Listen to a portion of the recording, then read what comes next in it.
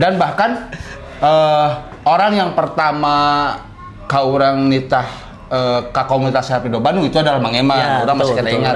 Mang Eman sempat ngomong ke orang, Mang ngalamun hayang nyaho ilmuna stand up, nyaho trik-trik stand up, mending abus ka Serapindo Bandung karena didinya loba nu ngarti tentang stand up. Dan akhirnya orang datang kali itu diantar ke Mang Eman.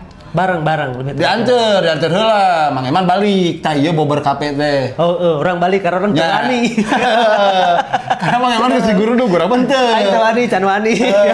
Dan akhirnya orang lalajo di dinya teh lalajo pas lalajo Mang Rispan, Mang Rangga jeung almarhum urang lalajo teh anjir ieu lucu curang teh. Akhirnya orang ngadeukeutan Bayu Agung. Betul. Dan minta nomor WhatsApp Bayu Agung urang.